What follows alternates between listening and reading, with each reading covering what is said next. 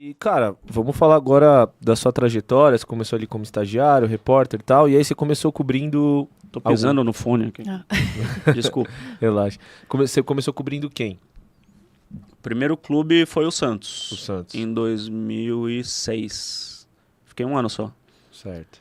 Foi o Santos que tinha o Luxemburgo, era o técnico, tinha o Zé Roberto, tinha uns caras bons lá. Uhum. Que chegou nas semifinais da Libertadores. Sim, sim.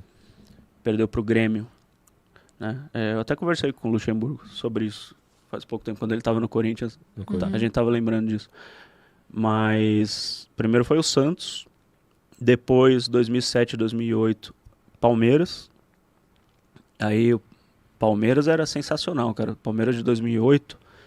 Vamos ver se eu lembro de cabeça. Marcos, Hélder Granja, o Gustavo Henrique na zaga e o Leandro Bochecha na esquerda.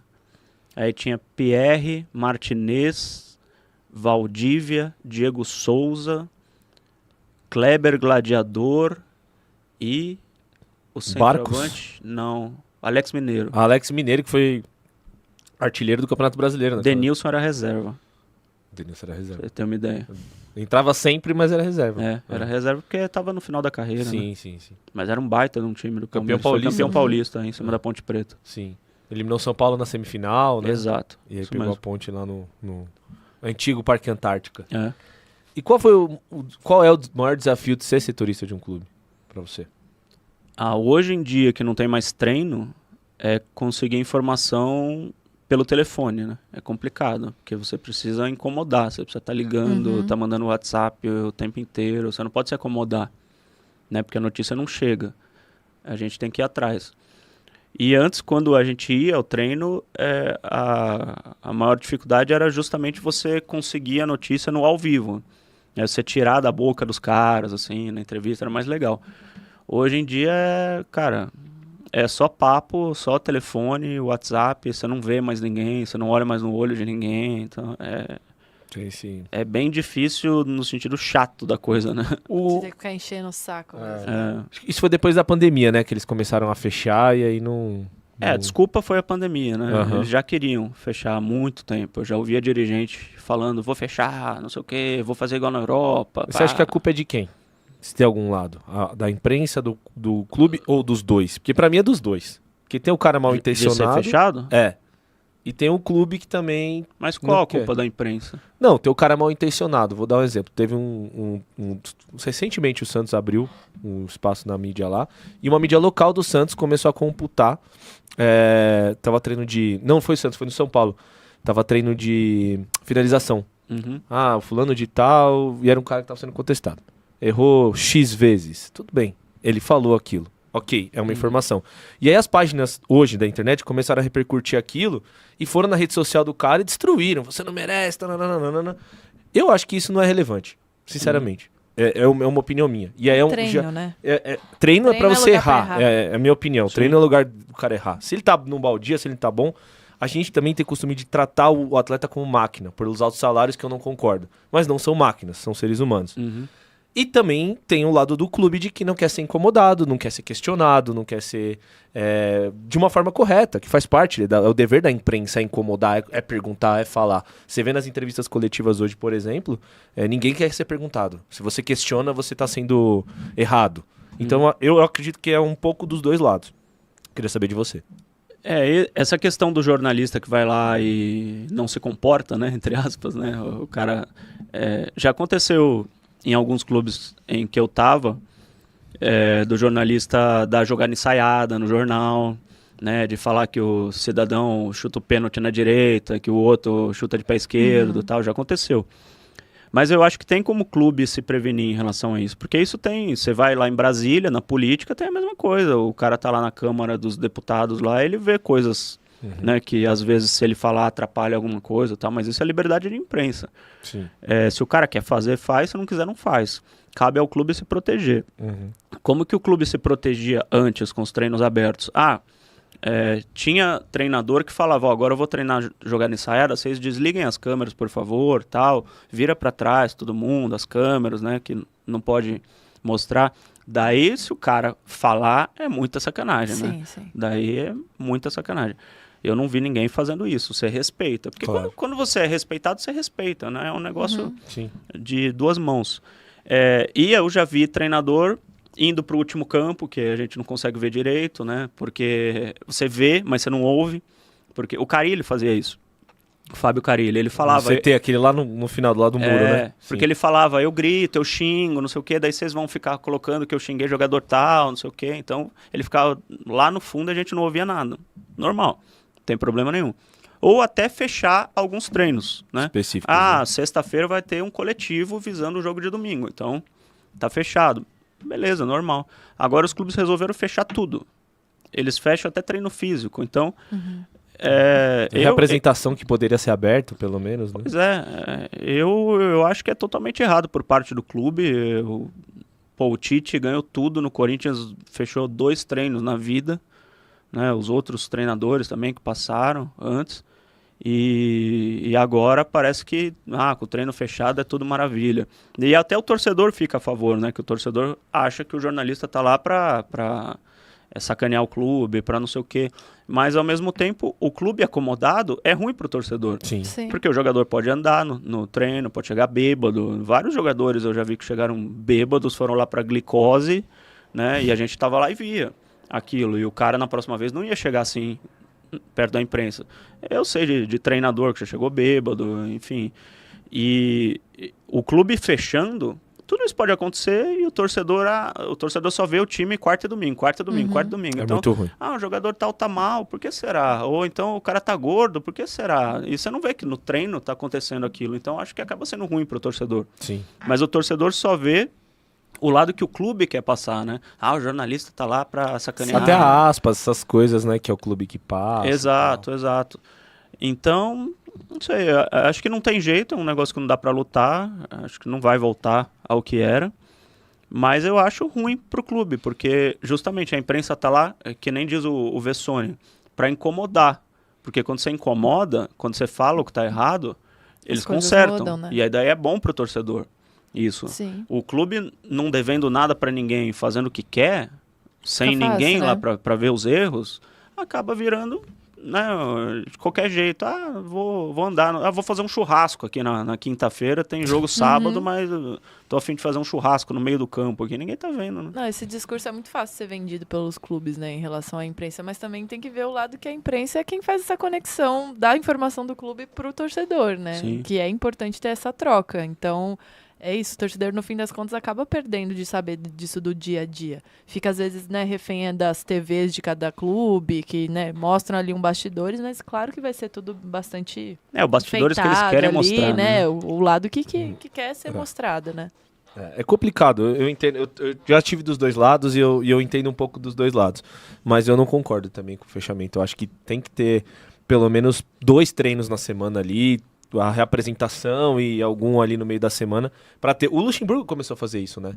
Recentemente no Corinthians. Alguns treinos. O Mano já abriu um também, mas assim, vou falar que eu abro, depois eu fecho de novo. Entendi. Só pra ficar Pra ficar legal bem, ali na fita e seguir. Exato. Existe nessa guerra, existe um perdedor, que são os torcedores, né? Bem que você falou. Exatamente. E daí você falou, Mari, das TVs dos clubes, né? Eu já conversei muito sobre isso com assessores de imprensa, porque, mas a gente dá entrevista, a gente põe o jogador falando, é só você usar.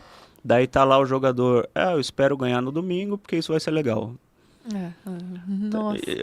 Isso e o repórter lá dentro falando o que tá acontecendo, que não tá aí descrevendo, entrevistando o jogador, né, no microfone, que nem era antigamente, é completamente diferente. Uma coisa não substitui a outra. Eu acho que uma coisa pode se somar a outra. Sim. A TV do clube pode fazer o que quiser, uma imagem mais bonitinha, um jogador dando uma entrevista ali, 5 minutos, falando o que eles querem, mas não substitui, né? O quão distante que tá hoje a mídia para conseguir acessar os jogadores até, enfim, né, ou comissão técnica, enfim, para conseguir ter informações, enfim. Tem que perguntar isso pros assessores de imprensa. Olha lá, começou as coisas, cara. Você tem que passar por Então. 5 assessores. Nada. Mas eu falo assim, desses 20 anos aí que você tá na estrada e que tem conhecendo todas as áreas aí, principalmente no rádio. Como que isso vem mudando durante o tempo?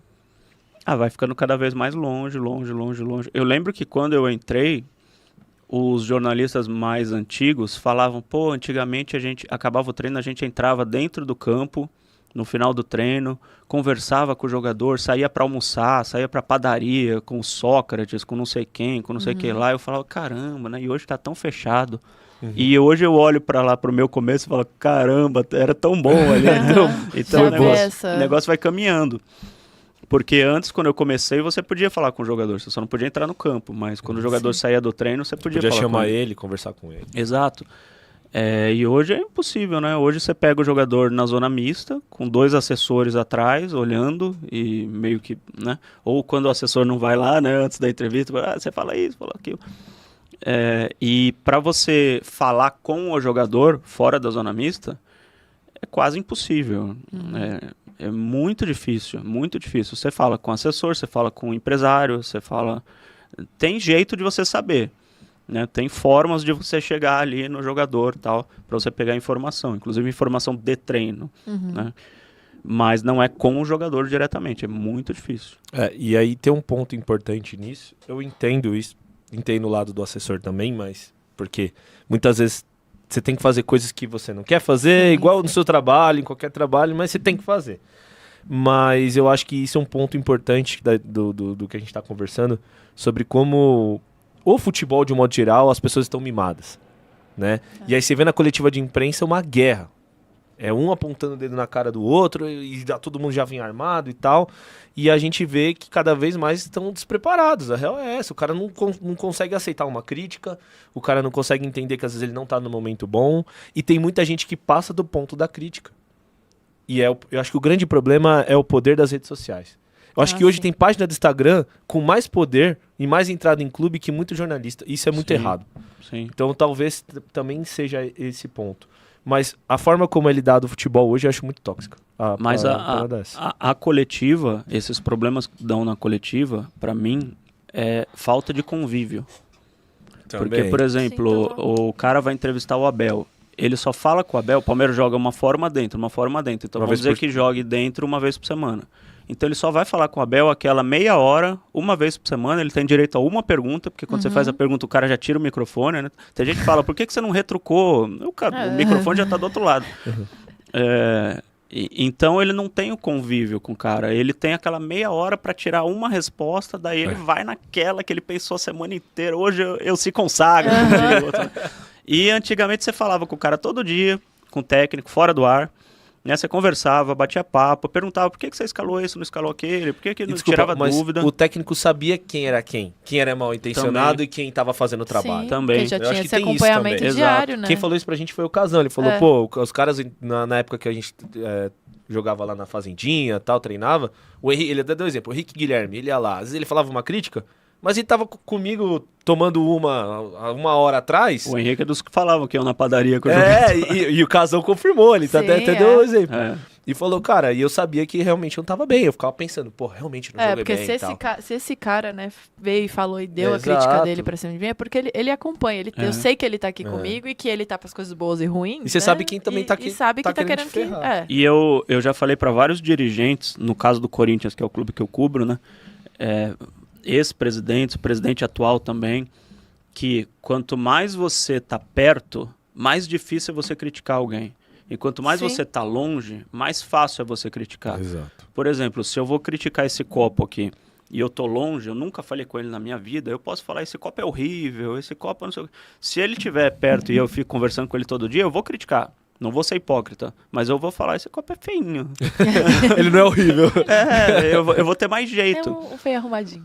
Então eu já falei para dirigentes, quanto mais eles afastam os jornalistas, mais vai carregar de crítica. Não porque o jornalista é mau, não sei o quê, mas é natural do ser humano. E também porque vocês acabam tendo só isso, assim, né? Não tem mais muito conteúdo que fazer, porque eles também não te dão a oportunidade de criar outros conteúdos. Exato. Porque você fica muito refém do que é falado ali na coletiva, o que é falado numa linha ali. Uma resposta. Uma resposta ali. Então, você acaba tendo que tirar o leite de pedra ali para o assunto render, porque você fica muito refém do que eles estão passando. Né? Exato.